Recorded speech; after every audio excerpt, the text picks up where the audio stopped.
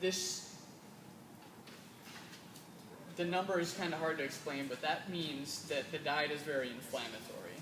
The higher the ratio is skewed away from 1 to 1. We want to get as close to 1 to 1 as we can as far as omega-6s and omega-3s, which means eating natural food.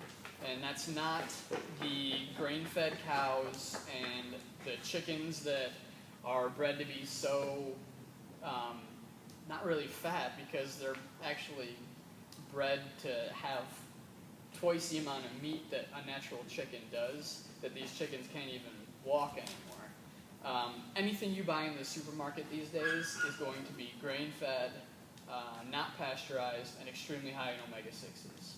So grain-fed meat is still better than eating grains, legumes, and dairy, but you want to emphasize naturally fed meat, stuff you can get from the farmer's market if possible. And you get to, support your local farms, which is a good thing to do because they're hurting just like everybody else is in the economy. And they're trying to make us healthier by making the foods that we're supposed to be eating. Let's see.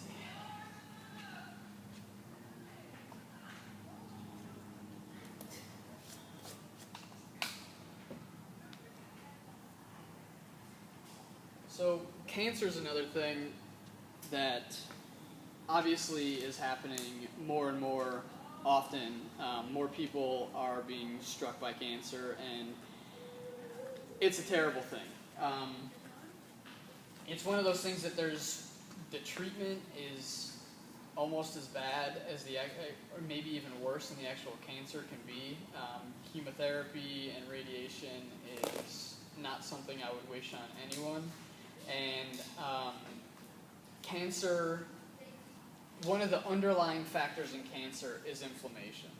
So that's another reason to correct your ratio, the omega-6, omega-3 ratio, and to stay away from grains and legumes, because once again, they are high in omega-6s.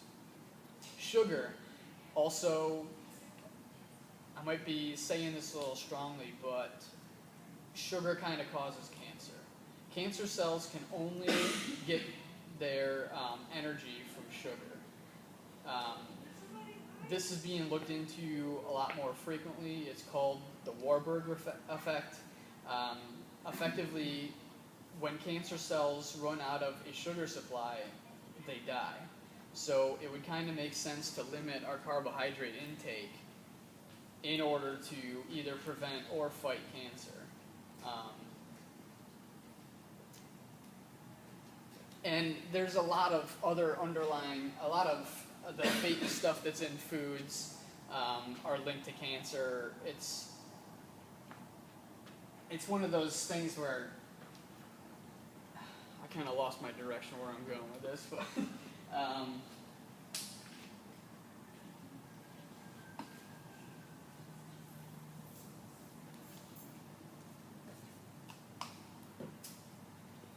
so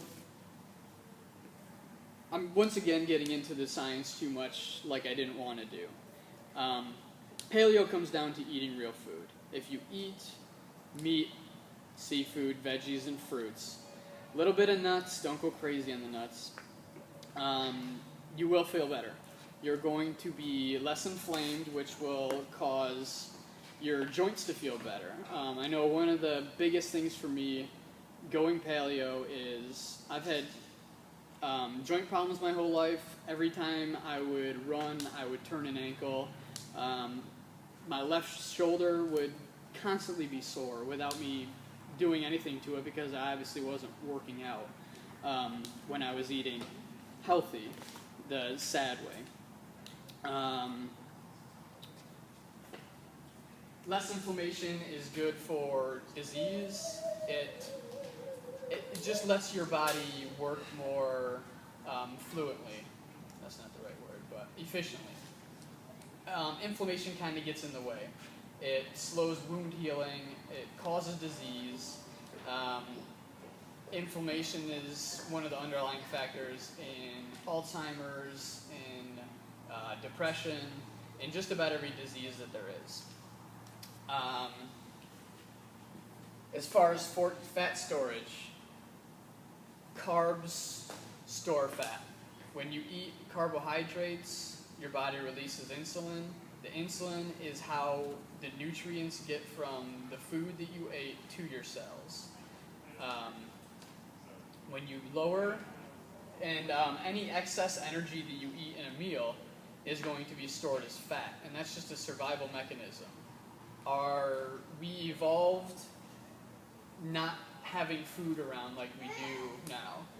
Our bodies always just assume that we're going to be without food, so instead of waste excess calories, any excess calories that we eat are stored. And when you eat a lot of sugar, that insulin causes the excess calories to be stored as fat. When you're eating protein and fat, you don't have that insulin response, and you burn the energy instead of store it, which is why once your body converts to using fat for energy, that energy levels go up and you have more energy to do stuff. It's because fat doesn't get stored as fat. It either has to be burned or you just get rid of it.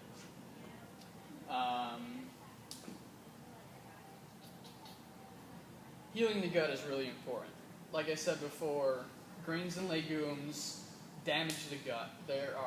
It's scientifically proven, all grains and legumes contain different substances that damage the gut, either by causing inflammation or, like I said earlier, by punching holes in the membrane.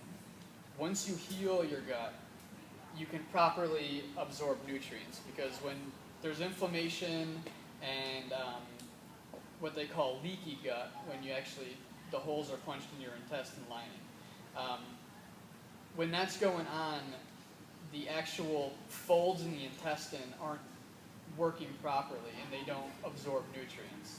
So these nutrients just pass through you.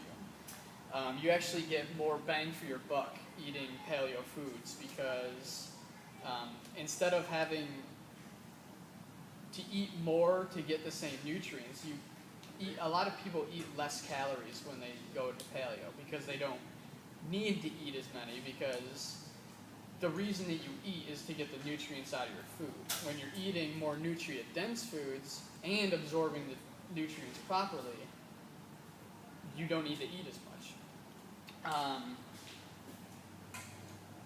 Eating less is both due to that and to protein and fat being more satiating than carbohydrates, which means there's a signal that goes to your brain that tells you when you're full when you're eating. And this signal is sent to your brain much more efficiently by protein and fat than it is carbs. And most of that, my belief anyway, is because carbohydrates don't have the nutrients that our body needs. So when you eat high carb, your body's just constantly telling you to eat more because you're not getting those nutrients that you are with paleo food. The energy levels I touched on, and I'll bring up, like John said, the paleo flu or the carb flu is very frequent in people changing from a SAD diet to a paleo diet. During the first 2 weeks, it's very common to be more tired, to get fatigued easier, for your performance to take hits at the gym, which I'm sure a lot of you are going to be seeing. I went from probably eating 600 or 700 grams of carbs a day when I was eating SAD, whole grains, lots of bread, lots of rice, very low amounts of fat, not that much protein because most of my calories was coming from grains and legumes. And once I switched to paleo, I probably eat 100 to 150 grams of carbs a day. And I'm not consciously trying to eat less carbs, but it's just one of those inherent things that comes when you stop eating grains and legumes and when all of your food isn't sweetened the way that it was before.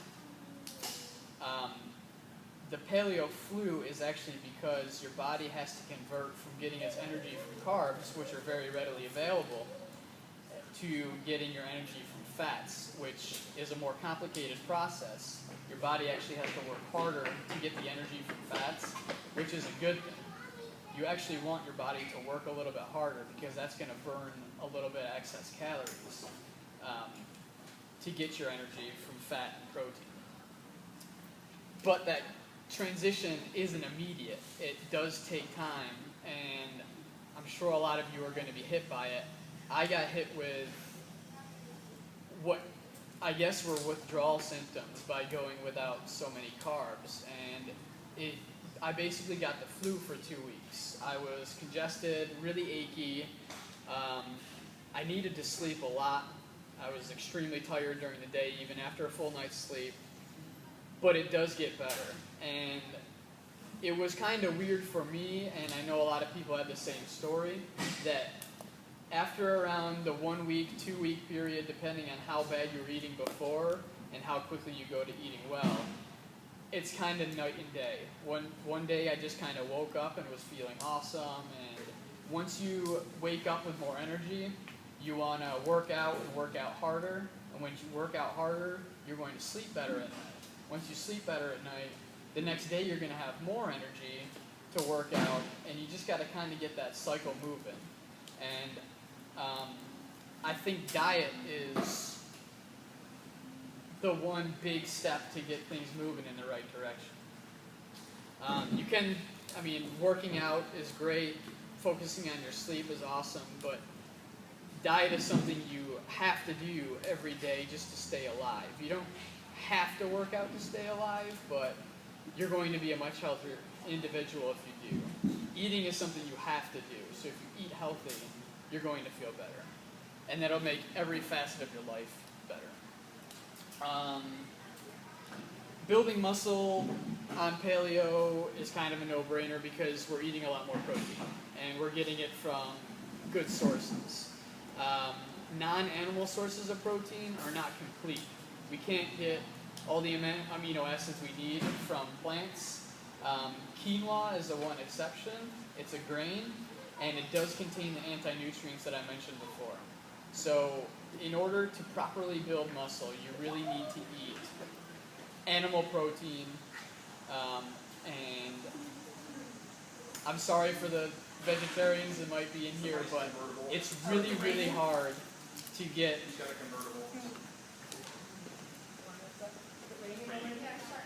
Silver car with windows down. Check their cars.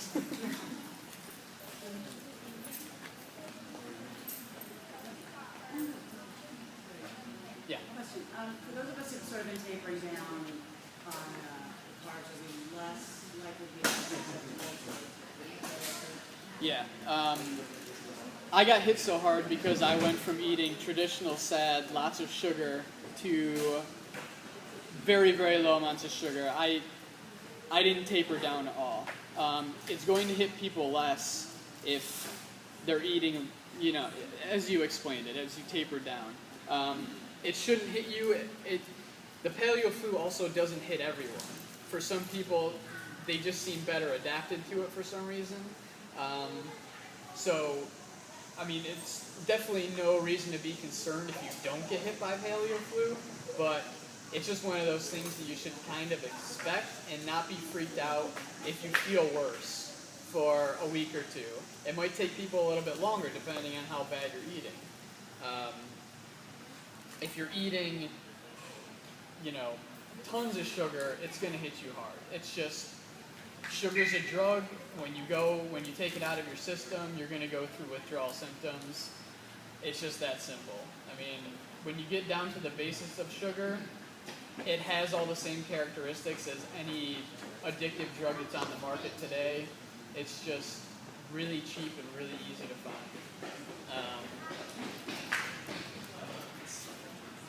The hormone balance is kind of important. When you're not eating enough fat, hormones are made out of fat. And if you're not eating enough fat, or you're eating low-fat products like all the